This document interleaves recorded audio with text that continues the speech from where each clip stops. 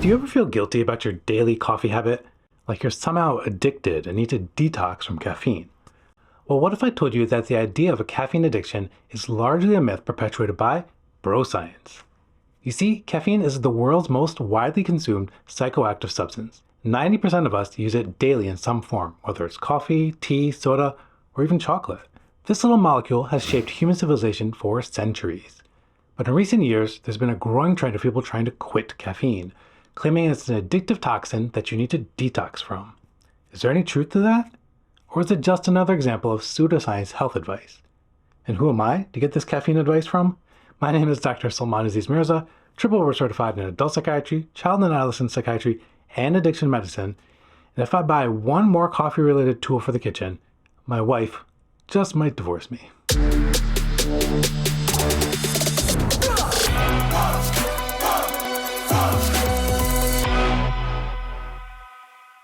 Caffeine has been part of the human experience for thousands of years. Its story began long before Starbucks or energy drinks ever existed. The ancient origins of caffeine can be traced back to various cultures around the world. In Ethiopia, the birthplace of coffee, legend has it that a goat herder named Kaldi first discovered the stimulating effects of coffee beans after noticing his goats became energetic after eating them. This discovery led to the cultivation and preparation of coffee as a beverage. In ancient China, tea leaves containing caffeine were steeped in hot water as early as 2737 BC.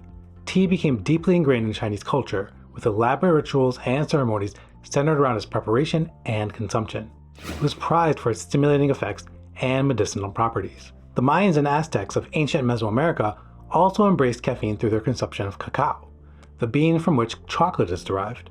They would grind the beans and mix them with water to create a frothy, bitter beverage reserved for the elite and used in sacred rituals.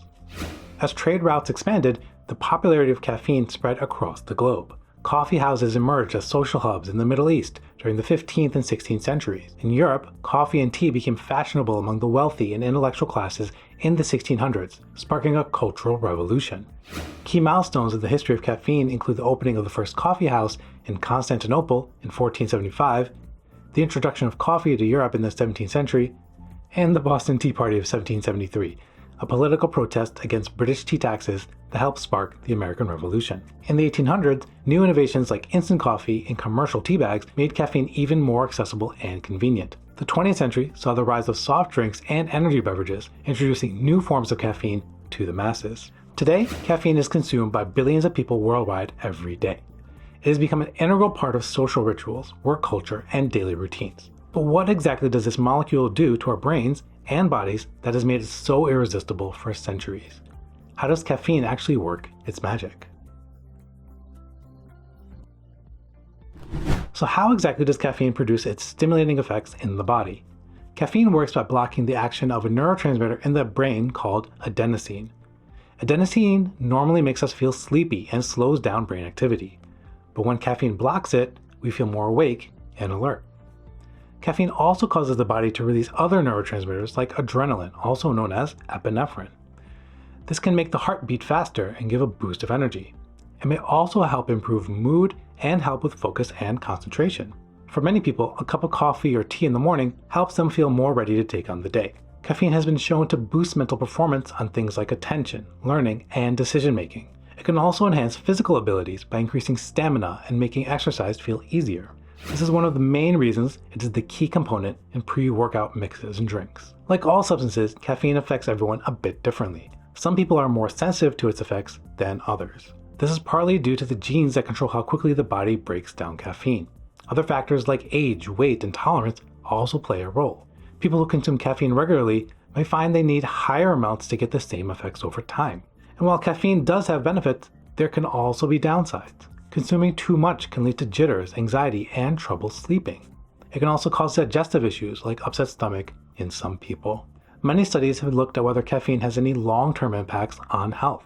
Overall, research suggests that moderate consumption of up to 400 milligrams of caffeine per day, about 4 cups of coffee, is safe for most healthy adults. But certain groups like children, teenagers, and pregnant women are advised to limit their intake. And those with conditions like high blood pressure, heart problems, or anxiety may want to be cautious about caffeine as well. So while a daily coffee habit is likely nothing to be feel guilty about, It's still smart to enjoy caffeine mindfully and in moderation.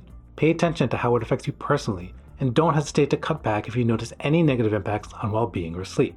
At the end of the day, the key with caffeine, as with most things, is to find the right balance for you.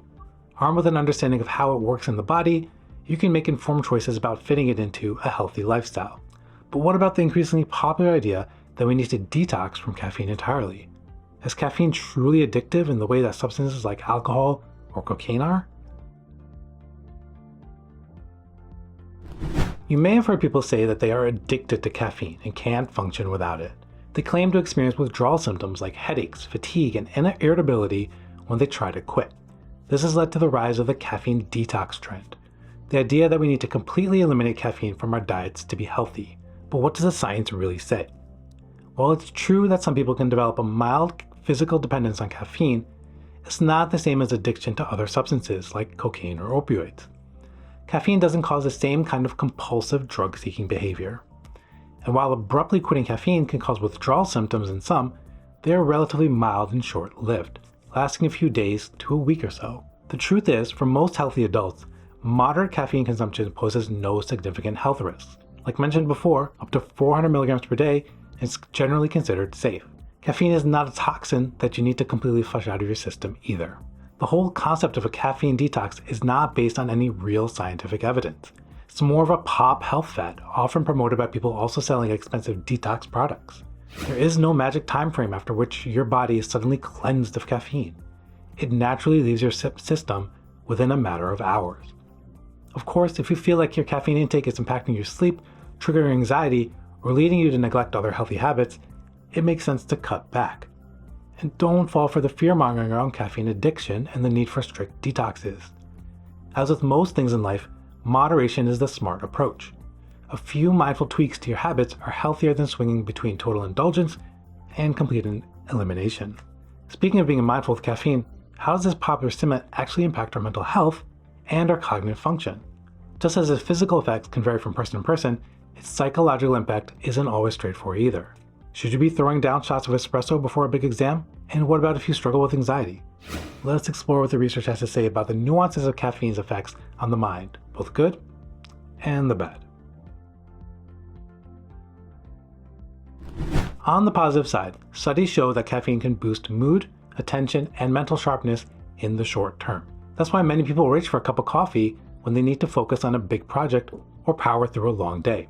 Aside from epinephrine, caffeine can also increase the amount of dopamine in our brains, the famous feel-good neurotransmitter, by blocking its reabsorption. With more dopamine, we feel more awake, upbeat, and mentally nimble. Research even suggests caffeine may help protect against mental decline and diseases like Alzheimer's and Parkinson's as we age. On the flip side, the mental health impact isn't so rosy for everyone. For some folks, especially those with pre-existing anxiety, ADHD, or sleep problems, caffeine can actually worsen symptoms. Too much caffeine can make us jittery, nervous, and on edge. It can also majorly mess with our sleep if consumed later in the day. Poor sleep then tanks mood and mental function, the exact opposite of what we're looking for. Even at lower doses, caffeine's effects on the brain are highly personal. Some of us are just more sensitive, metabolizing it slowly. Others, like smokers, burn through it fast and feel less of a mental kick. So what's the smart approach? Experts say to keep doses moderate, under 400 milligrams per day, and to time it right. Avoiding caffeine at least 6 hours before bed helps prevent sleep sabotage. If you have an anxiety disorder or other mental health concerns, chat with your doctor. You may need to be extra mindful of your caffeine intake or find gentler alternatives like tea. You may also consider supplementing with L-theanine to mitigate some of the unwanted effects of caffeine. Ultimately, the key is tuning into your unique brain and body. Notice how different doses and sources affect your mood, anxiety levels, focus, and sleep. Keep a journal if it helps. Build breaks into your caffeine routine too. Try gradually lowering your intake or weaving in caffeine-free days. Your brain's adenosine receptors will downregulate, helping you to stay perky with less. For a mental boost with less backlash, pair your coffee or tea with other brain-friendly habits. Think exercising, sleeping well, eating mood-supporting foods, and managing stress. That's the real recipe for optimized mental fitness. Wrapping up this deep dive into the world of caffeine, the key is using caffeine mindfully. Enjoy its benefits like improved focus and physical endurance, but also respect its power and your own unique biology. Keep doses moderate, time it right, and check in with how it affects your mood, anxiety, and sleep. Remember, a caffeine detox is more hype than science, but taking breaks and finding your sweet spot can help you keep the perks without the drawbacks. Building healthy habits like good sleep, exercise, and stress relief can amplify caffeine's brain-boosting power too.